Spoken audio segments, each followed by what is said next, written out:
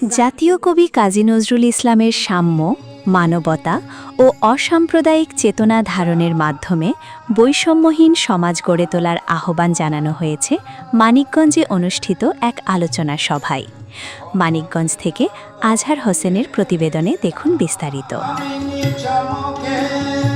শুক্রবার ৮ই আগস্ট বিকেল ৪টায় মানিকগঞ্জ জেলা শিল্পকলা একাডেমি মিলনায়তনে জেলা প্রশাসনের আয়োজনে বৈষম্যহীন সমাজ নির্মাণে কবি নজরুল ইসলাম শীর্ষক আলোচনা সভা, কবি নজরুল ইসলামের সাহিত্য পাঠ প্রতিযোগিতা এবং সাংস্কৃতিক অনুষ্ঠান অনুষ্ঠিত হয়। অনুষ্ঠানের সার্বিক সহযোগিতায় ছিল জেলা শিল্পকলা একাডেমি মানিকগঞ্জ। অনুষ্ঠানে সভাপতি করেন মানিকগঞ্জের জেলা প্রশাসক ও জেলা ম্যাজিস্ট্রেট নাজমুন আরা সুলতানা। প্রধান অতিথি হিসেবে উপস্থিত ছিলেন জাতীয় কবি নজরুল ইসলাম ইনস্টিটিউটের নির্বাহী পরিচালক, কবি ও সাহিত্যিক লতিফুল ইসলাম শিবলি। তিনি বলেন, কবি নজরুল ইসলামের সাম্য, ন্যায় বিচার ও মানবিক মূল্যবোধ আজও সমাজ গঠনে প্রাসঙ্গিক। তার আদর্শ অনুসরণ করেই বৈষম্যহীন, মানবিক ও অসাম্প্রদায়িক বাংলাদেশ গড়ে তোলা সম্ভব। বিশেষ অতিথি হিসেবে বক্তব্য দেন মানিকগঞ্জের police super Mohammad Sarwar Alam BPM.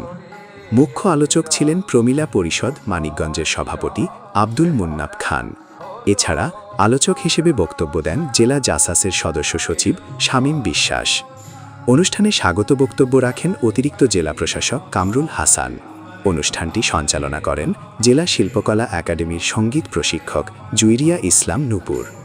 আলোচনা সভা শেষে কবি নজরুল ইসলামের সাহিত্য পাঠ প্রতিযোগিতায় অংশগ্রহণকারী প্রতিযোগীদের পরিবেশনা অনুষ্ঠিত হয়। পরে জেলা শিল্পকলা একাডেমির শিক্ষানবিশ শিল্পীরা জাতীয় কবির বিভিন্ন কালজয়ী গান পরিবেশন করেন। পুরো অনুষ্ঠানটি উৎসব মুখর পরিবেশে সম্পন্ন হয়। কাজী নজরুল ইসলামের মধ্যে ভীষণ একটা সিমিলারিটি আছে। আপনারা জানেন, বাংলাদেশের একজন বিশিষ্ট কবি আব্দুল হাই শিকদার, উনি একটি সংকলন করেছেন শহীদ জিয়া এবং নজরুলকে নিয়ে, বিদ্রোহী থেকে উই রিভোল্ট বলতে নজরুল এবং জিয়ার মধ্যে যে সিমিলারিটি, এটা যতবার আমি এর ভিতরে ডুবি, আমার মনে হয় দুইজন মানুষ এবং দুইজনেরই সৈনিক জীবন আছে, একজন হাবিলদার, একজন মেজর। এই যে সিমিলারিটি, আপনারা অবাক হয়ে যাবেন। এই সিমিলারিটি দুজন মানুষের মধ্যে, হয়তো প্রকৃতি বলি বা আমরা আল্লাহ বলি, এই দুজন মানুষের একটা ওনাদের দেখা হয়েছে, সমন্বয় হয়েছে এবং তাদেরই এক সন্তান এখন আজ রাষ্ট্র ক্ষমতায়।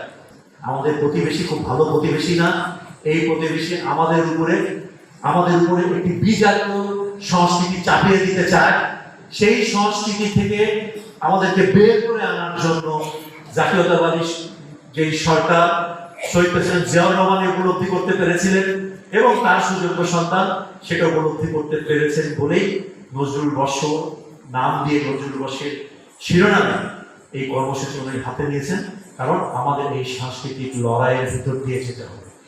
বাংলাদেশি জাতীয়তাবাদ, আমাদের নিজস্বতা, আমাদের যে নিজস্ব মানে চিন্তা, আমাদের ধর্ম, আমাদের জাতীয়তাবাদ, আমাদের স্বাধিকার, আমাদের সংগ্রাম, আমাদের মুক্তিযুদ্ধ, আমাদের এই ৫৬,০০০ বর্গ মাইল, এই যে আমাদের যে সক্রিয়তা, বৈশিষ্ট্য, এটাকে যদি আমরা জাগ্রত রাখতে চাই, এটাকে যদি আমরা তেজি রাখতে চাই, তাহলে নজরুলের কোনো বিকল্প নেই।